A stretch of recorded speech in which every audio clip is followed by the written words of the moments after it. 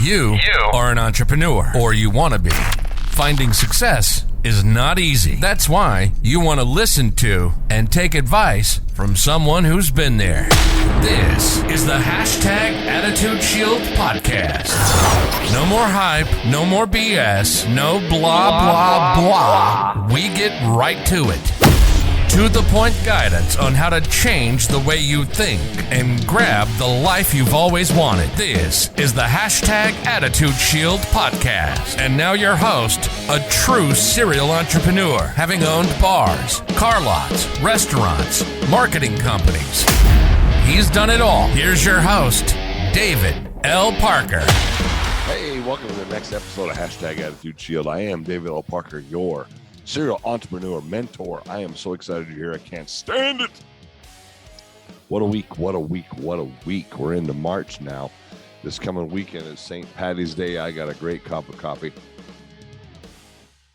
Better do a quick little piece of housekeeping. Everybody's been having a good week. I know I had a fantastic week. I was able to run up to Montana and do one of my favorite things to do. You know what one of my favorite things to do is? A little bit of team building, a little bit of team building in your life, a little bit of team building in your life. Why? Because nobody succeeds alone. Nobody. It doesn't matter if we're talking about the new limo company. Myself and a couple partners are starting. It doesn't matter if we're talking about restaurant consulting. It doesn't matter if we're talking about a podcast. It doesn't matter what we're talking about. Nobody succeeds on their own. You just can't do it. Why? Because simple. To be successful, first of all, don't you have to have some kind of other people? If you're going to sell something, you have to have somebody to sell it to. If you're going to bring a product to the market, you have to have the product. There are so many things that have to happen for us to be successful that doing it by ourselves is not possible. So while out and about, while out having a fantastic time up in the beautiful state of Montana, by the way, I've seen the name of a company there called Tana. I love it. I wish I could come up with a way to say Home Dakota. Home Toda, Home South, Home Toda. I don't know, but Tana. What a great name. Also, it's a great shop. And by the way, no, they're not a sponsor whatsoever. If you ever find yourself in Great Falls, they're just opening up there soon. But right now, their main store is in Missoula, and it's fantastic. But today, we're going to talk about becoming a great conversationalist. One of the ways to be a great conversationalist, believe it or not, is so simple that most people just miss it. It's so simple that it really works. Ask more questions. Now, why is that? Well, in conversations, the person who asks the most questions is the person who directs the conversation. Right. So you want to go out and build a customer base. You want to go out and just build a better sphere of influence, more people in your circle. You just want to be better at talking to people. What is the first step? Ask a question. Now, I called this episode Questions and Compliments. A lot of times when you're meeting a stranger or a client, giving a compliment. Now, let me explain what I mean by compliment. I don't mean like, oh my goodness, your hair is fantastic. I mean, unless it is. I mean, wow, what an amazing business. How'd you come up with this idea? Or I really like your shop. Something that you actually like. Now, you know what? To do that, you have to do something. This is hard. I'm sorry, but it is. You actually have to be interested. You have to take that first 15, 20, 30 seconds, whatever you're given when you walk into somebody's business, when you walk into somebody's home, and look. Interact. Oh, no, the interaction word. Yes, you have to interact. You can't be a bump on the log. You can't just be another person talking. Wait, what? Then how am I supposed to ask questions? That's not what I'm speaking to. When you're asking questions, you don't know the outcome, but you can drive it. But you're also not talking. Instead, you're listening. And that means that you're showing that you're interested in other people. It's super important because making small talk for some people is tough. Making small talk for most people usually consists of, let me talk about me because I am I and me are me. First thing in the morning, we like our coffee, right? Unless you're going to spend your whole day trying to come up with silly rhymes, silly little funny quirks. What are we going to do? Talk about the news? Anybody notice Russia and Ukraine sort of disappeared off the news? Anyway, what are we going to talk about? When you ask people questions, you don't even have to know much about the topic. You can ask a person about anything, especially when you're in their business or in the place where they're doing business. You can always ask the other person more questions and keep them talking. Now, most people love to talk about their interests, their passions, their hobbies, and a unique experience. But if you get into their business, into their place of work, and ask them about it, if they like what they do, they're going to tell you. Now, if they're an independent business owner, which remember, the world according to me, you want to really change the world, interact with independent small to medium business owners anywhere in the world. A person who put their hookus on the tookus and went into the market and made a ruckus. A person who put their dime on the time and rolled for number 7. People who are out there busting their backside to make something happen. Build a team of entrepreneurs. Build a team of executives. The executive 3 model. 3 people working together is power. Hey, I can tell you, this past weekend was myself and a gentleman named Michael and a lady named Anjanette. And we were out visiting Great Falls and Missoula, Montana. And we had fun. And we met great people. We found out that Tracy's Diner, Tracy was on the wall in a picture from 1938. Looked like he was in his mid-30s. Probably not around anymore. Great diner. We found stores that had been Woolworths.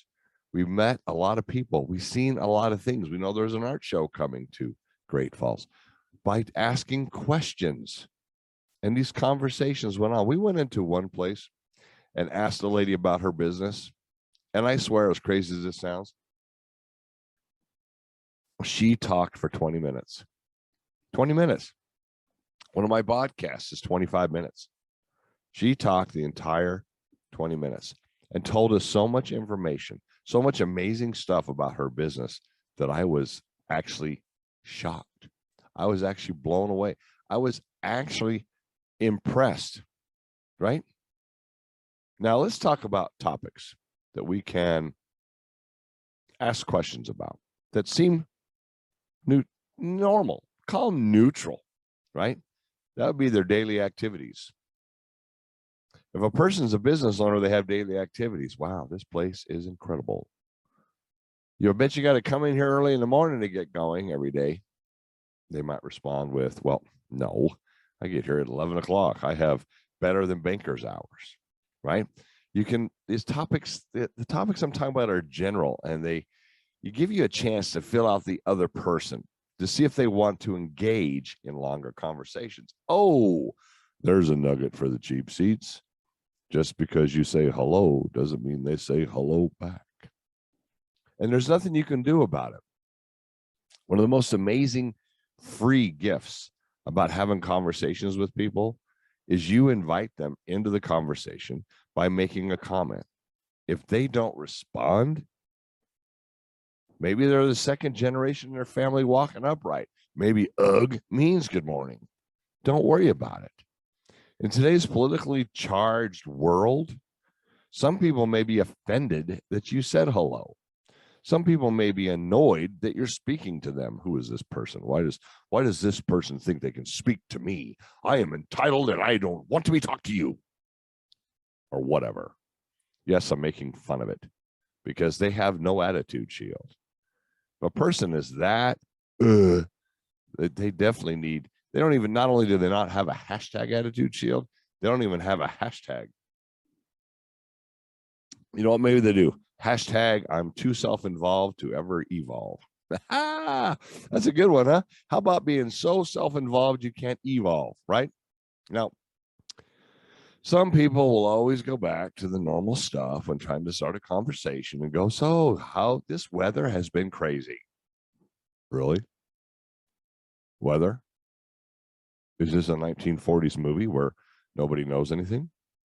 If you're literally talking to a person in their business, you might as well, if you're going to talk weather, talk about commutes. Now, before I tease commute too much, let's not forget, I have a good friend who used to live out there in LA, and him talking about commute was a topic. It was a topic. That's why he moved to Vegas. And his business has exploded, right? Now, a lot of people like to talk about what I call the corkscrew of boring. Social media. Oh my gosh, did you see the meme today on Facebook about yada, yada, blah, blah? That's really not interacting. That's like pushing a person back into something by saying, oh, did you hear about this on Facebook? Or did you see that meme on Facebook or that article on Twitter? Or did you see that thing on Instagram? Look, I get it. A lot of us communicate all the time on Instagram and Facebook and Twitter. Heck, I have a Facebook. I communicate with you on Facebook sometimes. But I really like to try to keep my conversations now. See, I think the difference between the successful person and the challenging, working hard, but not really getting there person can be this dang thing, this cell phone I'm holding in my hand. Because are we looking at this? You know, I was watching, well, we were in the hot springs in Helena, Montana this past weekend. Now I'm relaxing in nice mineral hot water. And I don't know about you, but that's some relaxing stuff. That's one of those magic moments where you hang out with your family and you're building your team. You're hanging out with family and friends. You're having a nice time. And I look around the water and I see people on their phone. What? Why are they on their phone? Because they're not in the moment. And that's why some people can't have a conversation, because they can't stay in the moment. They're too worried. They're literally soaking in an amazing hot tub, nature's hot tub, looking at who knows what on social media. What? Now, you know, it's funny. Sometimes I'll look around to see what other people are talking about outside the hashtag training. Sometimes I wonder, well, what do they think about comments and questions? What do they feel works when coming to starting a conversation? And I tell you what, I'm usually astounded, because there's actually a person out there that teaches that the best way to make communication or contact is to literally talk about people saying things like, did you see that video of the raccoon stealing a donut? Or I saw the cutest video the other day. It was all about. Or what do you think about the video about something? Have you seen it? Something? No. That pulls you out of the moment. That pulls you out of this conversation. When I'm having a conversation with you, I want to hear what you have to say. I want to know what you're thinking. You should be the same. No agenda. Wait, if I say purple, they better say blue. And if I say blue, they better say doorknob. And if they say doorknob, I'm going to say plate. And if they say plate, I'm going to say labradoodle. No. Ask a question. Listen to the answer. If you enjoy the answer, compliment the answer. You know what? That's a great answer. I appreciate that. You know, when I'm talking to business owners that have dumped their heart and soul into a business and they're kicking it, I like to talk to them about it. I like to tell them, man, I'm impressed, because guess what? I am. I'm not kidding. I don't ever, never. I hope you don't never give a compliment to anybody just to give a compliment, just to be heard in a conversation. I mean, I'm just not the guy that can say, hey, did you see the basketball game last night? Unless it happens to be here in Lee Deadwood and we're talking about the Lee Deadwood High, then of course I can do that. Now, if I'm working in the bar, somebody wants to talk about the NFL game or March Madness is coming up, of course I'm going to talk about that. But those are easy conversations. I'm talking about the conversations where you actually have to do something. You actually have to be involved in the conversation. I'm not talking about, you know, when somebody walks up to you and says, so what's happening? I don't want to get into small talk conversations, and you shouldn't either. Now, when you're out seeing things. Excuse me. I love to travel. I love to meet people. I love to tell them I'm not from there. Where are you from? Well, now I'm from Deadwood, South Dakota. Oh, now I'm from Sturgis, South Dakota. That's an interesting thing. I live in the county that Deadwood is in, but I live in the mailbox area, the post office area for Sturgis. And when you drive out of my driveway and go down to the main road, it's almost exactly the same distance to the right to Sturgis downtown as it is to the left to Deadwood downtown, but I live in the canyon. And if I told you I lived in Boulder Canyon, some people even people around here be like, where? So I love to tell people that I'm not from where they are. Why? Why? Let me tell you why. Here's a secret. Most people love to give recommendations about their hometown. When you're in Great Falls, Montana, Missoula, Montana, if you're in Helena, Montana, and you happen to meet Michael and Stephanie, and you ask them what to do in Helena, I bet they can tell you. Why? Because it's their home. It's where they're from. It's engaging. Ask them a question. Now, when you're talking to business owners, when you're talking to people, there's always a great thing to do, and that would be to ask about the weekend plans. Why? Everybody likes to talk about weekend plans. I don't know why. People ask me, what are you doing this weekend? I always think about it. When people talk to me about what you got coming up, going to go on a travel, funny, I traveled here to talk to you, right? But people like to talk about that stuff. So when people tell me that they're trying to become a better conversationalist, but trying to understand the way to talk to people, I'm like, I literally want to say, well, what do you want to talk about? If somebody's asking you about something, what topics do you want to talk about? Now I'm talking about if you've gotten past the how's your business work. I'm talking about the how did you come up with this idea? Now, let me tell you what, that right there has got to be my favorite question to ever, hands down, score a touchdown, safe at home, to ask a business owner. How did you come up with this idea? And if the business owner doesn't know, first of all, I'm going to be shocked. Like, dong, what?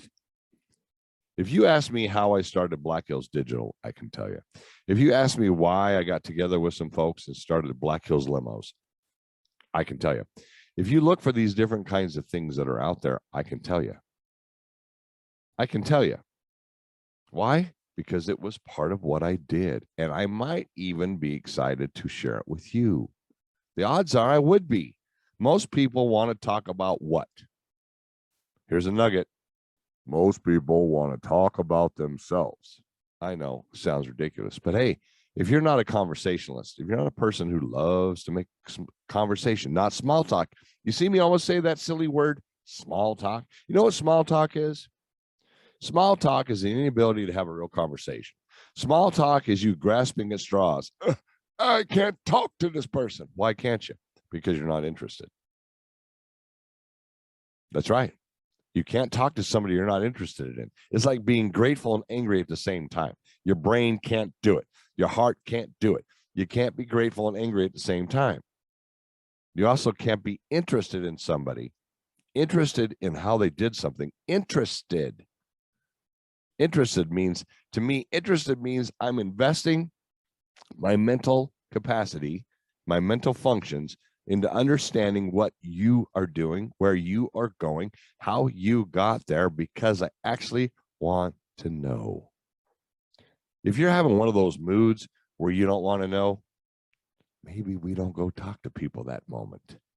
Or maybe we remember what we're grateful for. Maybe we hashtag Attitude Shield and recheck our belief.